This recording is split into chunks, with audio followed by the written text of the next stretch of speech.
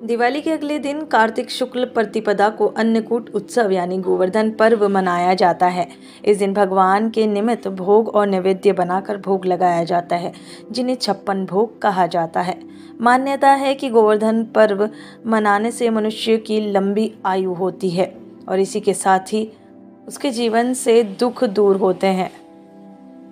इस दिन भगवान श्री कृष्ण के साथ गोमाता और गोवर्धन पर्वत की पूजा की जाती है। देखिए, गोवर्धन पूजा इसलिए की जाती है कि श्रीमद् भागवत के अंतर्गत इसका वर्णन आता है कि भगवान श्री कृष्ण जी जब मथुरा में उत्पन्न हुए और ब्रज में जब रहने लगे तो ब्रजवासी उस समय बाल्यावस्था थी, 6 साल के भगवान श्री कृष्ण जी थे और ब्रजवासी प्रत्येक वर्ष इंद्र को प्रसन्न करने के लिए इंद्र का पूजन करते थे। उसमें 56 भोग लगाते थे, उनका पूजन किया जाता था। तो भगवान श्री कृष्ण ने कहा कि इंद्र का पूजन क्यों कर रहे हो आप?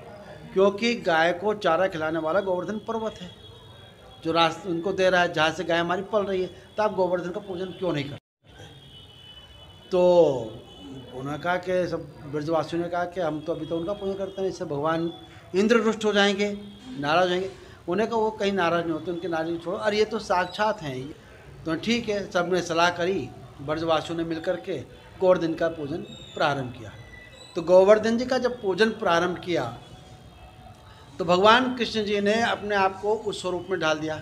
इधर वो बाल्यावस्था में थे, उधर गोवर्धन में बैठ करके वो प्रसाद जो भोग लगाए वो खा रहे हैं, जो भोग लगाए वो खा रहे हैं। तो ब्रज गोपालवासी जो थे, हमारे जो ब्रजवासी थे, जो बालक थे, उन्होंने कहा भाई कहते हैं ये तो गोवर्धन महाराज सभी प्रसाद खा लेंगे तो हमारे लिए क्या बचेगा? 56 भोग है, जिसको भोग लगा रहे हैं, जो हम चढ़ा रहे हैं वो गोवर्धन जी खा रहे हैं। अभी तक क्या ऐसा हुआ? आपने इंद्र ने कभी भोजन प्रसाद ग्रहण किया कि नहीं? तो उन्होंने कहा ठीक है, तो आप भोजन करो। अब इंद्र महाराज जी देख रहे हैं कि इंद्र महाराज जी ने देखा कि भाई मेरा पूजन होता है, मेरा तो भोग नहीं लगा, क्यों क्या बात है आज ब्रजवासी मेरा पूजन नहीं कर रहे हैं? तो उन्होंने कहा क्या आए देखने वो? तो उन्होंने कहा अच्छा, ये तो गोवर्धन जी की पूजा कर रहे हैं और कृष्ण जी जो है गोवर्धन जी की पूजा कर रहे हैं, मेरे पूजन का त्याग कर दिया, मेरा पूजन नहीं किया इन्होंने, अब इनको दंड मिलना चाहिए। तो दंड के लिए उन्होंने आदेश दे दिया वायु को, जल को, कि आप जाओ और ऐसी भयंकर वर्षा करो आप वहाँ पर कि ब्रजवासी सब डूब जाए। ऐसी वर्षा होने लगी। अब सब उन्होंने कहा ले कृष्ण कि आपने कहा था कि गोवर्धन का पूजा करो, इंद्र नाराज हो गए और ये बरसात हो गई और अब तो डूबते हैं। कि इतनी वर्षा होने लगी कि जलमग्न होने लगा पूरा ब्रज। उन्हें चिंता मत करो, उन्हें सब सहयोग दो, अरे गोवर्धन पर्वत जी महाराज भाई रक्षा करेंगे। तो भगवान कृष्ण ने सब ग्वाल बालों को बोला सब लेकर के और अपनी कनिष्ठिका की उंगली पर गोवर्धन पर्वत जी को उठा दिया। 1 सप्ताह तक रात दिन वो बरसात चलती रही। उसमें ब्रजवासी भी आ गए, गोलोकवासी भी आ गए, उनकी गायें भी, सब उस पर्वत के नीचे आ गए और वो पर्वत उनके हाथों में रहा।